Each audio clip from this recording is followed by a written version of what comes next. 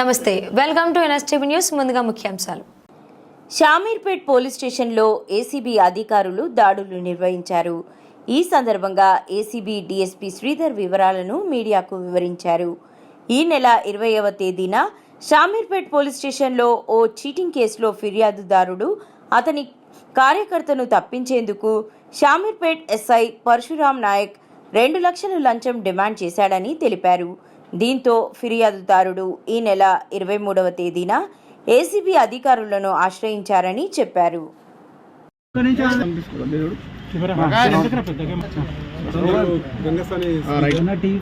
DSP anti corruption bureau Hyderabad range.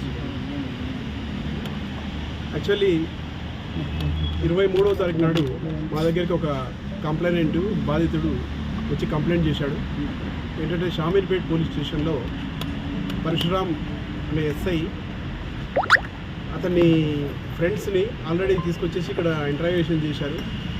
ఒక misappropriation criminal breach of trust cheating కేసులో oil అనేది misappropriation చేశారని చెప్పి ట్రావెలింగ్లో ఉన్నప్పుడు అతన్ని తీసుకొచ్చి ఇక్కడ ఇంటరాగేషన్ చేసి ఇతను ఆయిల్ కొన్నాడని చెప్పేసి ఇతని ఫ్రెండ్స్ కొన్నారని చెప్పేసి ఇతన్ని ఆ కేసులో ఇన్వాల్వ్ చేస్తామని చెప్పేసి 20వ తారీఖు నాడు ఇక్కడ పట్టుకొచ్చారు.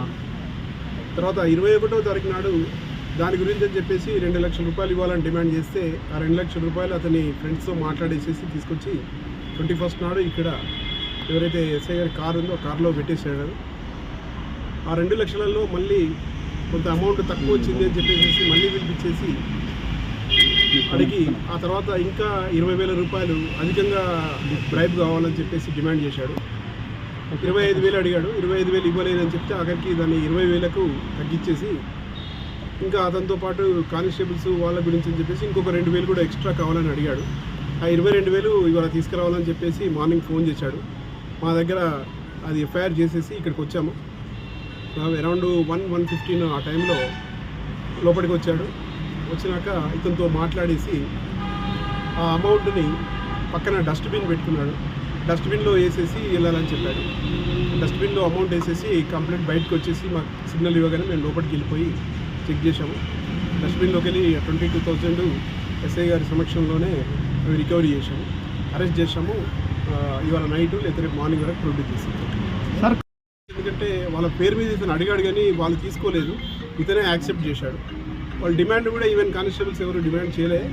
అయినా కూడా ఫర్దర్గా ఇంకా మేము ఇక్కడ దాదాపు 10-12 అవర్స్ ఇక్కడ ప్రాసెస్ ఉంటుంది. అందరూ ఇంటరాగేషన్ చేస్తున్నారు. ఇంకా ఆయిల్ కేపీహెచ్బి విచారణలో ఎస్ఐ గారు వేరే అధికారుల పేర్లు ఎవరికి చెప్పారు? లేదు, ఇంకా ఇప్పటివరకు మేము కంటిన్యూ చేస్తున్నాం. ఇంటరాగేషన్ టైం పడుతుంది.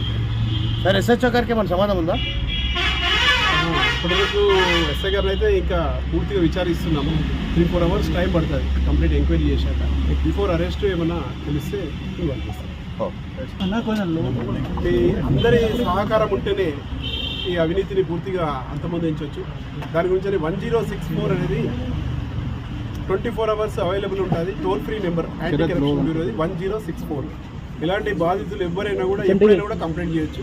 ప్రతి కంప్లైంట్ మీద తప్పకుండా యాక్షన్ ఉంటుంది. 1064 గుర్తుపెట్టి.